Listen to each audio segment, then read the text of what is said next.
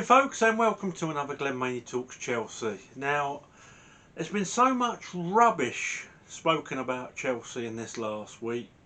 Everything from we're going out of business to Tuchel's going to Manchester United to we're going to lose all our players.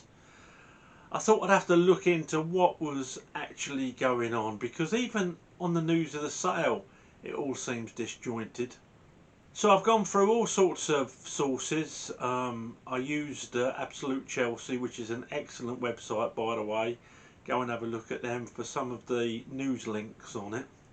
BBC, Sky, Club's own website.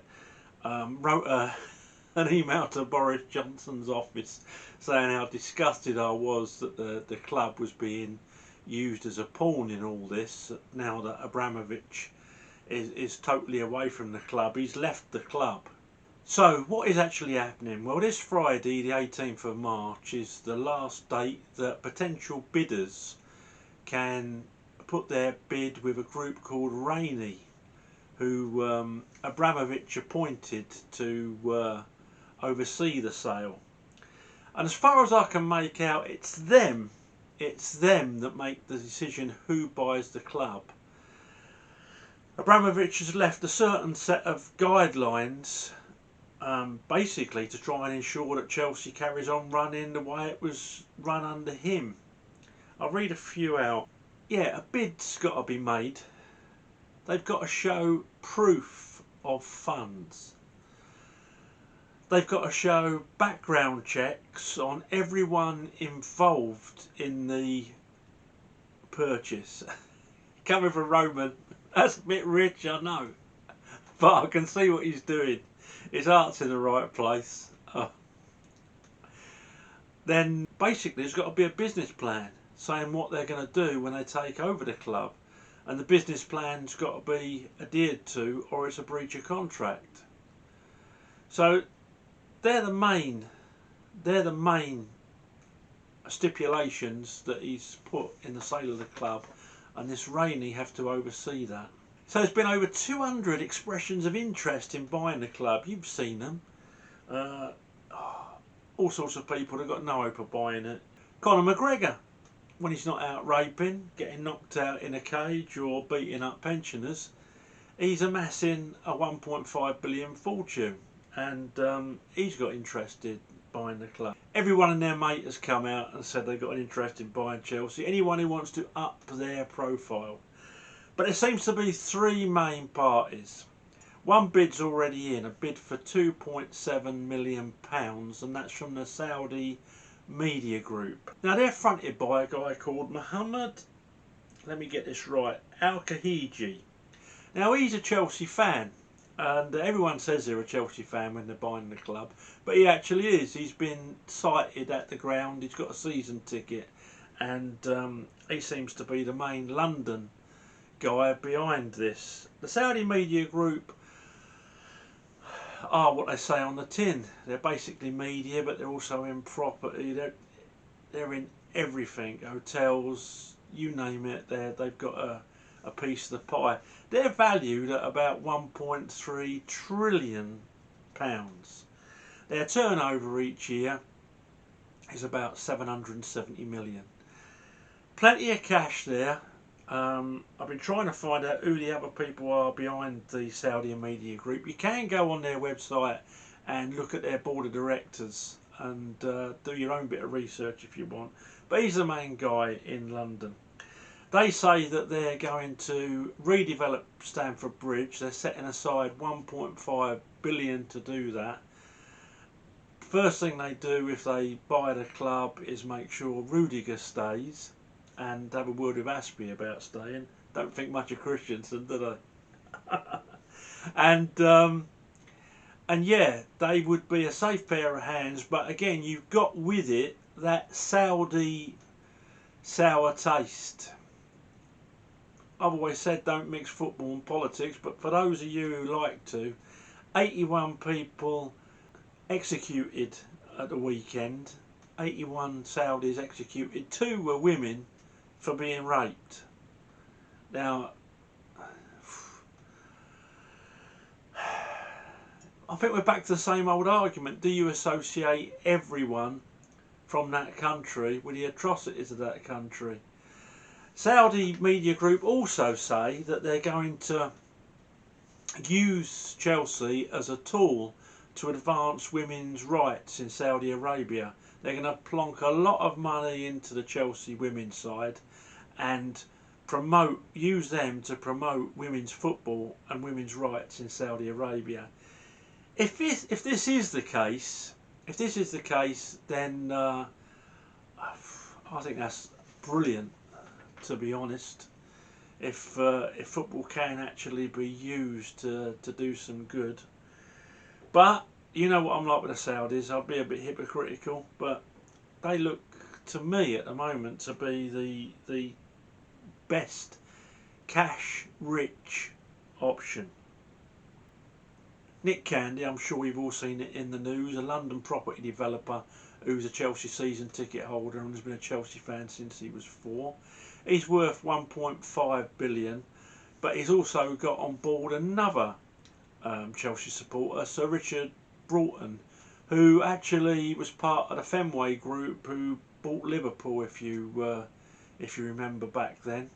He's also been chairman of British Airways, worth a fair bit of dosh himself, and again, really hard to find out who else is involved in that consortium, how much money they'd actually have at their disposal.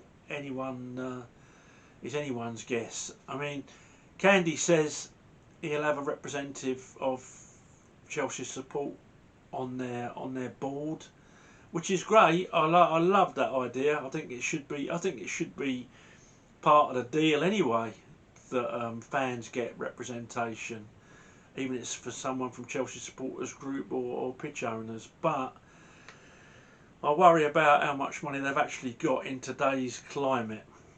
Maybe we're going to be run a club where like we used to be under Batesy, where everything was run, as a business, tight, and we can't throw cash at buying these big players. Not as often anyway. Maybe it's one of those cases where we have to rely on Thomas Tuchel, pretty much like Liverpool did, rely on Klopp to gradually build. I'm not against that. So let's see how they got on. And the third group that I personally wouldn't touch with a barge pole, Tillman Fatia. He's worth about 4.8 billion. He's owner of the Houston Rockets, and to me, it's another Glazier situation waiting to happen. Do your own research, look on Google, but no, not for me.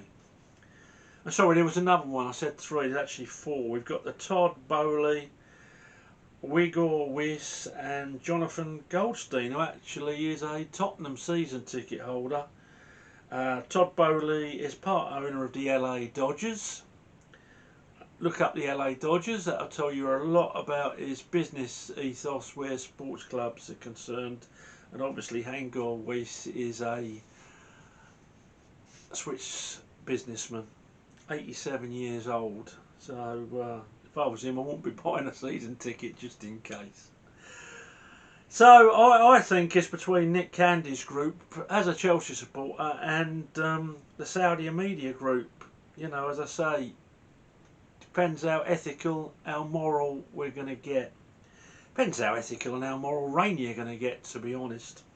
So that's it. I just thought I'd try and cut through all the crap and give you the basics and who's deciding what and who's actually involved, just in case you don't get a chance to sift through the news. Either way, I think we're going to be all right, and I've loved Tuchel and some of the players. Kai Havertz. It's not until you're in the trenches that you know you want next year, is it? And Tuchel, Mason Mount, Kai Havertz have all come out and said Chelsea's for them. So happy days, really. Happy days. We know who we can trust. I'd also say that there's a petition going round, the link of which I'm going to put below this video, and if you could sign it, it's for the UK government. There's a few thousand of us signed it, but we need to really, really bang it home. If you could sign it and share it on all your social media, give it to any other Chelsea mates and friends that you've got, that would be really, really good. So let's let them know that there's more than sort of 5,000 of us who are a little bit peed off at the way the club are being treated, because they are being treated badly. This has nothing to do with Roman Abramovich anymore. It's nothing to do with Russia.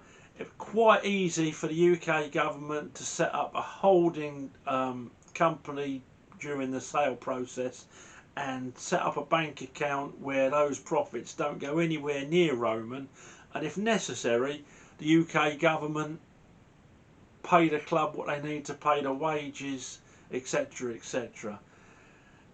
It's shocking, absolutely shocking what the government are doing, and I honestly don't know why they're doing it. There can't be that many Chelsea haters in government, surely. And the other thing I would say, that BBC documentary the other night on Roman Abramovich, the key words in it were might, may, could, possibly, allegedly, secret.